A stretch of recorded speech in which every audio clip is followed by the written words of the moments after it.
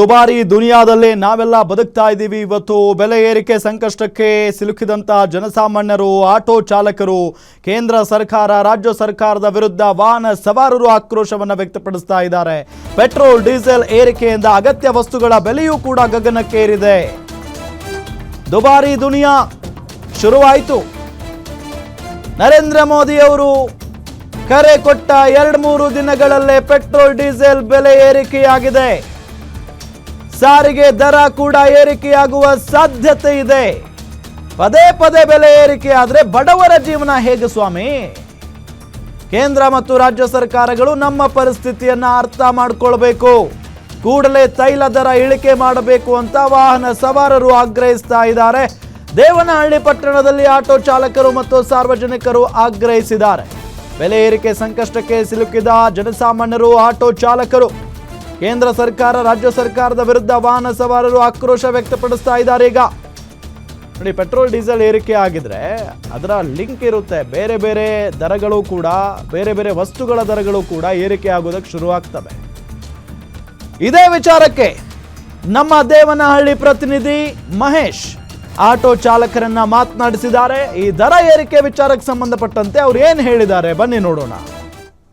ಇವತ್ತು ಬೆಳಗಿನ ಜಾವ ಏನು ದೇಶದ ಜನತೆಗೆ ಒಂದು ಭಿಕ್ಷಾಕ್ ಎದುರಾಗಿರುವಂತದ್ದು. ಅಂದ್ರೆ ಪೆಟ್ರೋಲ್ ಮತ್ತೆ ಡೀಸೆಲ್ ಬೆಲೆ ಏರಿಕೆ ಇಂದ ಸಾಕಷ್ಟು ಸಮಸ್ಯೆಯನ್ನ ದೇಶದ ಜನತೆ ಏನು ಎದುರುಪಡಿಸ್ತಾ ಇರುವಂತದ್ದು. ಈ ನಿಟ್ಟಿನಲ್ಲಿ ಇವತ್ತು ಬೆಂಗಳೂರು ಗ್ರಾಮಾಂತರ ಜಿಲ್ಲೆ ದೇವನಹಳ್ಳಿ ಪಟ್ಟಣದಲ್ಲಿರುವಂತಹ ಏನು ಪುನೀತ್ ರಾಜ್ಕುಮಾರ್ ಗೆಳೆಯರ ಬಳಗ ಏನು ಸರಕು ಸಾಗಾಣಿಕೆ ವಾಹನ ಚಾಲಕರ ಸಂಘ ಏನಿದೆ, ಇವರು ಸಹ ಸಾಕಷ್ಟು ಏನು ಬೆಲೆ ಏರಿಕೆಯಿಂದಾಗಿ ಸಾಕಷ್ಟು ಏನು ತೊಂದರೆಗೆ ಒಳಗಾಗಿರುವಂತದ್ದು. ಮತ್ತೆ ಬೆಲೆ ಏರಿಕೆಯನ್ನ ಸಾಕಷ್ಟು ರೀತಿಯಾಗಿ ಖಂಡಿಸ್ತಾ ಇರುವಂತದ್ದು. ಏನಂದ್ರೆ ಈಗ ಬೆಲೆ ಏರಿಕೆ ಆಗಿರೋದ್ರಿಂದ ಏನು ಗ್ರಾಹಕರು ಸಹ ನಮ್ಗೆ ಸ್ಪಂದಿಸ್ತಾ ಇಲ್ಲ. ಅಂದ್ರೆ ಬೆಲೆ ಏರಿಕೆ ಏನ್ ಪೆಟ್ರೋಲ್ ಡೀಸೆಲ್ ಬೆಲೆ ಏರಿಕೆ ಆಗಿದ್ರು ಸಹ ನಮ್ಗೆ ಹಿಂದೆ ಕೊಡ್ತಾ ಇದ್ದಂತ ಬಾಡಿಗೆ ಏನಿದೆ ಅಷ್ಟೇ ಕೊಡ್ತಾ ಇದ್ದಾರೆ. ಹಾಗಾಗಿ ನಮ್ಗೆ ಯಾವುದೇ ರೀತಿಯಾದಂತ ಅನುಕೂಲ ಆಗ್ತಾ ಇಲ್ಲ, ಹೆಚ್ಚಿನ ಹೊರೆಯಾಗಿ ಪರಿಣಮಿಸ್ತಾ ಇದೆ ಅಂತೇಳಿ ಏನು ಇಲ್ಲಿನ ಆಟೋ ಚಾಲಕರು ಮತ್ತೆ ಏನು 4-ವೀಲರ್ ಮಾಲೀಕರು ಮತ್ತೆ ಚಾಲಕರು ಸಹ ಹೇಳ್ತಾ ಇರುವಂತದ್ದು. ಅವ್ರನ್ನೇ ಕೇಳೋಣ ಯಾವ ರೀತಿ ತೊಂದರೆ ಆಗ್ತಿದೆ ಅಂತ. ಸರ್, ಇವತ್ತು ಬೆಳಗ್ಗೆ ಪೆಟ್ರೋಲ್ ಮತ್ತೆ ಡೀಸೆಲ್ ರೇಟ್ ಜಾಸ್ತಿ ಆಗಿದೆ, ಇದನ್ನ ತಿರಸ್ಕರಿಸ್ತೀರಾ ಸರ್? ತಿರಸ್ಕರಿಸ್ತೀವಿ. ಯಾಕೆ? ಸಿಕ್ಕಾಪಟ್ಟೆ ಜಾಸ್ತಿ ಆಗಿದೆ. 3-4 ರೂಪಾಯಿ ಜಾಸ್ತಿ ಮಾಡೋದ್ರಿಂದ ನಮ್ಗೆ ಏನು ವರ್ಕೌಟ್ ಆಗ್ತಾ ಇಲ್ಲ. ಆಮೇಲೆ ಇವಾಗ ಇರೋದಕ್ಕೆ ಬಾಡಿಗೆ ಇಲ್ಲ ಆಲ್ರೆಡಿ. ಇವಾಗ ಇದು ಜಾಸ್ತಿ ಆದಾಗ ಹೆಚ್ಚಿನ ಹೊರೆ ನಮ್ಮ ತಲೆ ಮ್ಯಾಗ ಬೀಳುತ್ತೆ. ಇವಾಗ ನಾವು ಜೀವನ ಮಾಡೋದಕ್ಕೆ ತುಂಬಾ ಕಷ್ಟ ಆಗ್ತಾ ಇದೆ. ಈಗ ಇದನ್ನೇ ನಂಬ್ಕೊಂಡು ಸಂಸಾರ ನೆಚ್ಕೊಂಡಿರ್ತೀರಾ? ಸ್ಕೂಲ್ ಫೀಸು, ಗ್ಯಾಸ್ ಬಿಲ್ ಪ್ರತಿಯೊಂದು ಜಾಸ್ತಿ ಆಗಿದೆ. ಗ್ಯಾಸ್ ಜಾಸ್ತಿ ಆಗಿದೆ. ಇದನ್ನ ನಂಬ್ಕೊಂಡು ನಾವು ಬಾಡಿಗೆ ಮನೆಯಲ್ಲಿ ಇದ್ದು ಜೀವನ ಮಾಡೋದಕ್ಕೆ ತುಂಬಾ ಇದಾಗಿದೆ, ಕಷ್ಟ ಆಗಿದೆ. ಈಗ ಮತ್ತೊಬ್ರು ಇದಾರೆ, ಅವ್ರನ್ನು ಮಾತಾಡ್ಸ ಹೋಗ್ತಾನೆ. ಸರ್, ಬೆಲೆ ಏರಿಕೆ ಆಗಿದೆ, ಏನ್ ಬಾಡಿಗೆ ಏನ್ ಅದೇ ರೇಟ್ ಕೊಡ್ತಾ ಇದ್ದೀರಾ, ಹೆಚ್ಚಿನ ಬೆಲೆ ನಿಗದಿ ಮಾಡಿದ್ದೀರಾ? ಕೇಳ್ತೀವಿ, ಯಾರು ಕೊಡೋಕ್ ಇಷ್ಟ ಬೀಳಲ್ಲ ಸರ್. ಯಾರು ಕೊಡೋದಿಲ್ಲ ಏನಿಲ್ಲ. ನಾವು ಅದೇ ರೇಟ್ಗೆ ಓಡಿಸ್ಬೇಕು. ಇವಾಗ 4 ರೂಪಾಯಿ 1 ಲೀಟರ್ ಮೇಲೆ ಅಂತಂದ್ರೆ ಒಂದಕ್ಕಿಂತ ಇವ್ 4 ರೂಪಾಯಿ ಮಾಡ್ಬಿಟ್ರೆ ನಾವ್ ಹೆಂಗ್ ಜೀವನ ಮಾಡ್ಬೇಕು ಅನ್ನೋದು ನಮ್ಗೆ ಗೊತ್ತಾಗ್ತಾ ಇಲ್ಲ.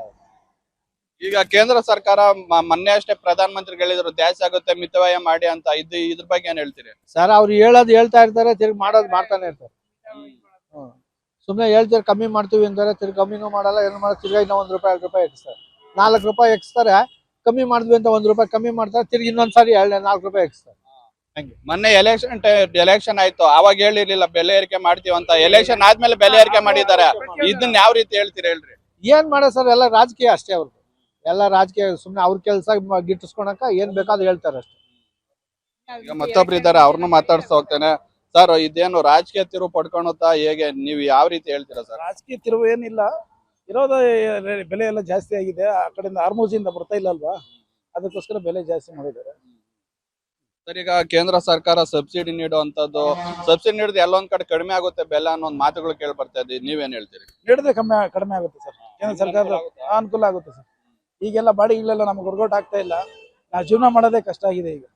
ಇದಿಷ್ಟು ಏನು ಚಾಲಕರು ಹೇಳ್ತಾ ಇರುವಂತದ್ದು. ಅಂದ್ರೆ ಪೆಟ್ರೋಲ್ ಮತ್ತೆ ಡೀಸೆಲ್ ಬೆಲೆ ಏರಿಕೆಯಿಂದ ಸಾಕಷ್ಟು ಸಮಸ್ಯೆ ಎದುರಾಗಿದೆ.